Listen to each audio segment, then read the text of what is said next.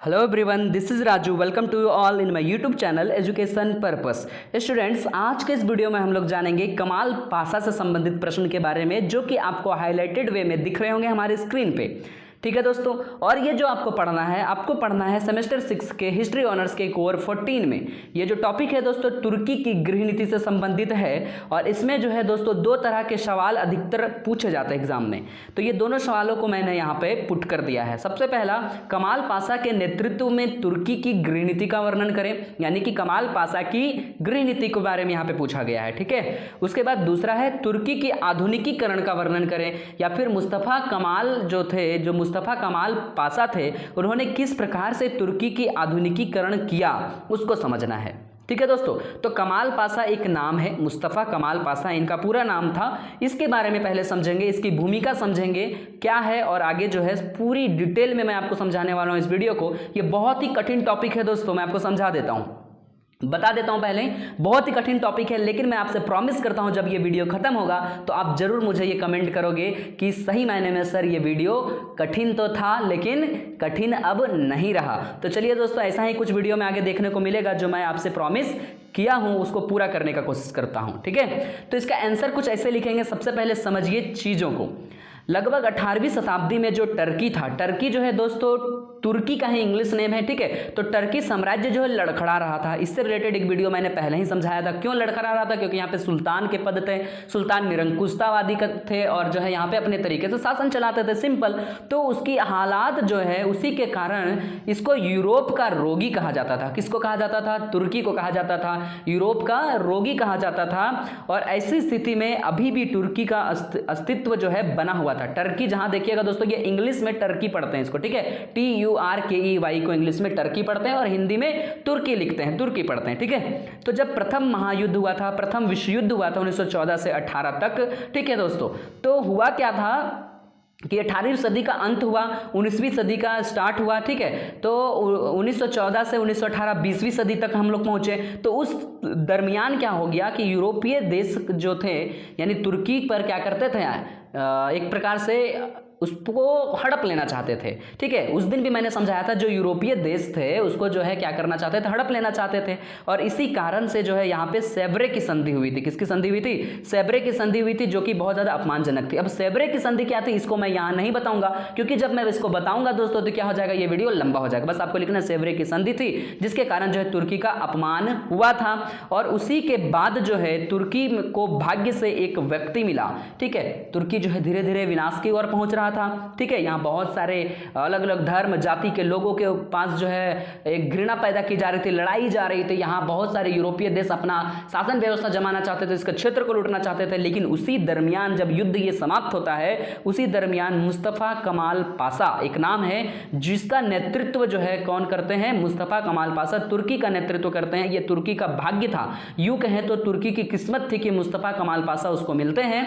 और तुर्की को जो हताश था और निरुत्साहित जो लोग थे, यहाँ के जो खुश नहीं थे, ऐसे लोग जो है मुस्तफा कमाल पासा के आने से इन लोगों के बीच जो है एक विश्वास जगा। ठीक है, और शीघ्र अतिशीघ्र क्या हुआ, तुर्की का नवनिर्माण हुआ। क्योंकि तुर्की जो है क्या हो चुका था, विखंडित होने वाला था ना, लेकिन अब जो है इसका नवनिर्माण कौन करेगा? मुस्तफा कमाल पासा। तो चलिए दोस्तों, अभी तक मैंने समझा कि मुस्तफा कमाल पासा एक व्यक्ति थे जिन्होंने क्या किया, तुर्की का एक प्रकार से नया निर्माण किया, तुर्की को टूटने से बचाया। तो उसी चीज को हम लोग इसमें समझेंगे कि उसकी गृह नीति क्या थी। मतलब कि इन्होंने जो है अपने गृह नीति में, अपने तुर्की देश को संभालने में कौन कौन सी नीति नियम लाया, कौन कौन सी जो है नीति चलाई। ठीक है, या फिर समझेंगे कि मुस्तफा कमाल पासा की आधुनिकीकरण क्या था। ठीक है, मॉडर्नाइजेशन जिसको कहते हैं। ठीक है दोस्तों, तो लिखेंगे, पहले समझेंगे कमाल पासा का जीवन परिचय। तो इतना जो जीवन परिचय जो यहाँ पे आपको स्लाइड दिख रहे हैं दोस्तों, मैं आपको समझा देता हूं, आप यहां से लिख लीजिएगा, स्क्रीनशॉट ले लीजिएगा। ठीक है, तो एक प्रकार से आप समझिए कि मुस्तफा कमाल पासा एक व्यक्ति थे जिनका जन्म 1881 ईस्वी में कहां हुआ था? सलेनिका। ठीक है, कहाँ हुआ था? सलेनिका में हुआ था। और अल्बेनियन परिवार में एकंदी, इनके पिताजी एकंदी के राजघराने में हुआ था। इनके पिताजी एक सरकारी कर्मचारी थे, बाद में ये लकड़ी का व्यापार करने लगते हैं। ठीक है, लेकिन बचपन में ही दुर्भाग्यवश क्या होता है, इनके पिताजी की मृत्यु हो जाती है, और इसको पालते हैं इसकी माता। ठीक है, जब इसकी माता इसको पालने लगती है, इनकी माता का नाम जुवेद है, याद रखिएगा। ठीक है, तो इनकी माता ने इनको कहा था कि तुम कभी भी भविष्य में सैनिक मत बनना, क्योंकि वो जानती थी कि यहाँ के सैनिकों की स्थिति कैसी है, सैनिक किस प्रकार से दंगा करते हैं, कैसे कैसे इनकी जान चली जाती है, कैसे विद्रोह करते हैं, ये इन सब सारी चीज़ों को समझे थे। ठीक है, हालांकि यहाँ पे रक्त जो है नहीं बही थी, एक तरह से सैनिकों को दबाया जाता है, वो सारी स्थिति इसकी माँ जानती थी। तो क्या करती है, इससे ये प्रॉमिस लेती है कि आप जो है सैनिक पे कभी मत जाना। लेकिन क्या करते हैं, मुस्तफ़ा कमाल पाशा जो थे सलोनिका के एक सैनिक विद्यालय में एडमिशन ले लेते हैं और उसके बाद जो है मोनास्टर, ये टा है दोस्तों ट, ठीक है, मोनास्टर एकेडमी में शिक्षा ग्रहण करते हैं। इसके बाद जो है इस्तांबुल के युद्ध महाविद्यालय में प्रवेश लेते हैं। यानी कि ये जो माँ के मना करते हैं के बावजूद भी ये क्या करते हैं, ऐसे ऐसे स्कूल, ऐसे ऐसे विद्यालय में पढ़ते हैं जहाँ युद्ध से चीज़ों को सिखाया जाता है, युद्ध रिलेटेड चीज़ों को। जब इन सभी चीज़ों को सीखते हैं, बहुत सारे लेखकों के बारे में पढ़ते हैं, बहुत सारे चीज़ों के बारे में, विचारकों के बारे में पढ़ते हैं, तो इनके भी विचार में आता है कि हम अपने तुर्की देश का नया निर्माण करेंगे। और जो है इनका जो योग्यता था उसी चीज़ से खुश होकर जो युद्ध महाविद्यालय था ना, वहाँ के शिक्षक ने, वहाँ के प्रोफेसर ने, कहा जाता है वहाँ के प्राचार्य ने इनको कमाल नाम दिया और तब से जो है इनको कमाल कहा जाने लगा। मुस्तफ़ा कमाल पाशा इनका पूरा नाम था। ठीक है, 1918 तक इन्होंने जो है दोस्तों बहुत सारे कार्य किए थे और अपने कार्य के हिसाब से इनका नाम जो, इनका जो पद था वो बदलते चल जा रहा था। जैसे कभी जो है ये मेजर बने, फिर कभी जो है ये सेना इंस्पेक्टर बने, ठीक है, लोकनायक बने, अलग अलग पद दिया गया। तो सन 1918 में ये इंस्पेक्टर जनरल बने और उस समय जो है तुर्की के सरकार ने इन्हें क्या किया, ओटोमन साम्राज्य को विखंडित करने के लिए, वही ओटोमन साम्राज्य जो गलत था, जिसका सुल्तान कौन था, हमने पढ़ाया था ना, अब्दुल हमीद द्वितीय। तो वो जो चलता आ रहा था, सुल्तान के जो पद चलते आ रहे थे धीरे धीरे, उसके बाद पंचम आया, ठीक है, तो उसका जो पद चल रहा था उसको खत्म करने के लिए भेजा। लेकिन होता क्या है कि ये क्या करते हैं, इन लोगों के साथ ही मिलकर क्या करने लगते हैं, तुर्की का विरोध करने लगते हैं। तुर्की का जो दल था, ठीक है, एकता और प्रगति दल, उसका विरोध करने लगते हैं। लास्ट में इसको वापस बुला लिया जाता है।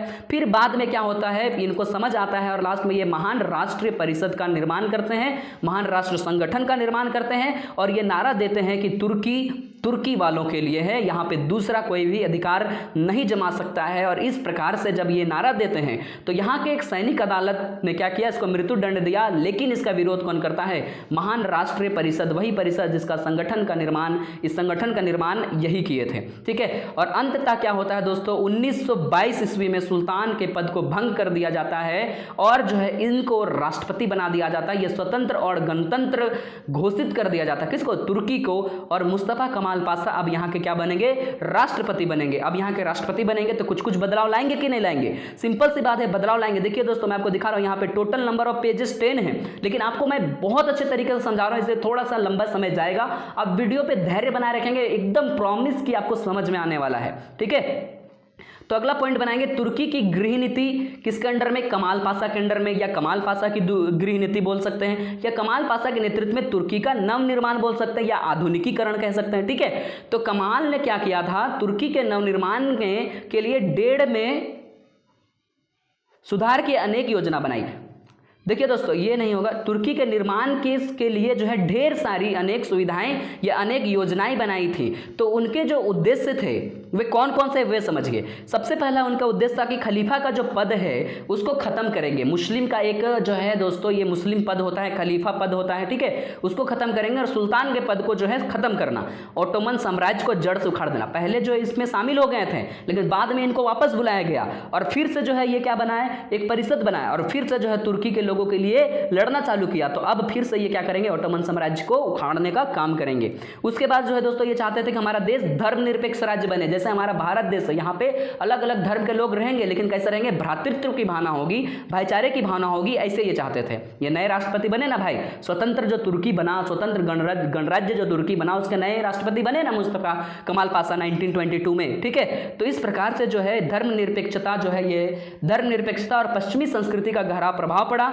और ये क्या कहते थे, यूरोपीयकरण कहना चाहते थे, क्योंकि यूरोप के जो देश थे इसको बीमार आदमी कहते थे, बीमार रोगी कहते थे, बीमार राज्य कहते थे, यूरोप का बीमार राज्य कहते थे। तो ये चाहते थे कि यूरोप में जो जो सुविधा है वो सुविधा हम यहीं दे दें, ताकि यहाँ के लोगों को, यहाँ के देश के सदस्यों को, नागरिकों को कभी भी ऐसा बीमारी का जो है संज्ञा ना दिया जाए। इसलिए क्या कहते थे, ये यूरोपीयकरण करना चाहते थे, यूरोप के ही चीज़ों को लेना चाहते थे। तो ठीक उन्होंने यही सब काम किया अपने ये में। तो उनके सिद्धांत को हमने अब जो है आगे पढ़ेंगे।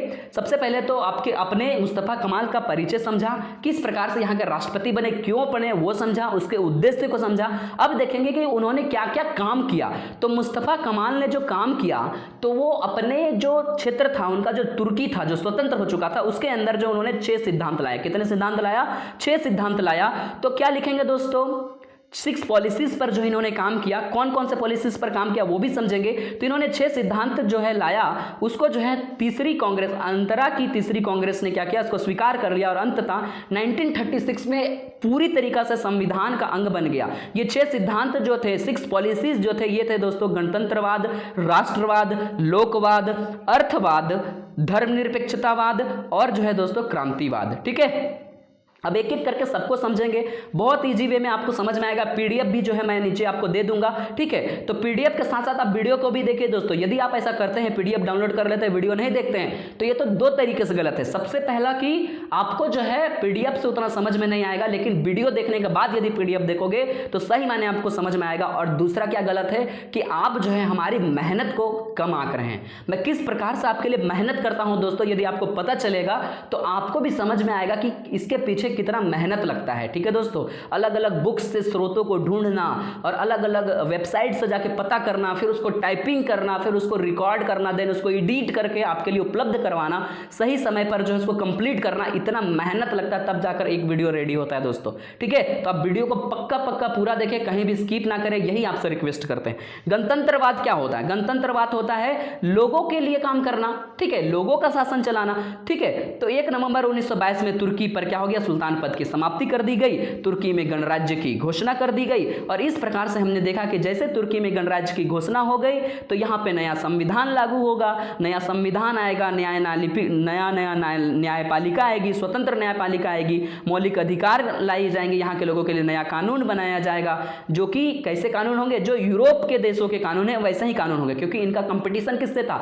यूरोप देश से, क्योंकि यूरोप के देश इसको क्या कहते थे? बीमार राज्य कहते थे, यानी एक प्रकार से बेकार कहते होंगे, इसीलिए तो उससे कंपटीशन करने के लिए उसी के जैसा बनने का कोशिश करेगा कौन? तुर्की। तो इस प्रकार से कमाल ने राष्ट्रवाद की प्रचार किया, राष्ट्रवाद की भावना का विकास करवाया और कहीं ना कहीं संविधान में जनता की संप्रभुता को सर्वोच्च बताते हुए इन्होंने क्या किया? राज्य के अधिकारों का स्रोत जनता को ही बताया कि जो भी अधिकार होंगे किनके होंगे? जनता के होंगे। अगला आप बनाएंगे दोस्तों राष्ट्रवाद। सेम वही है, राष्ट्रवाद यानी कि दोस्तों किसी भी धर्म या जाति पर आधारित ना होकर नागरिकता एवं राष्ट्रीय आदर्शों पर आधारित थी। और इसके अंदर आप क्या लिखेंगे? राष्ट्रवाद में इन्होंने बहुत सारी काम किया, बहुत सारे सुधार किए। कौन कौन सा सुधार किए एक एक करके समझेंगे। अपने राष्ट्र में, अपने देश में क्या सुधार किया? सबसे पहले शिक्षा संबंधी सुधार। ठीक है, तो शिक्षा पर क्या सुधार किया ये समझते हैं।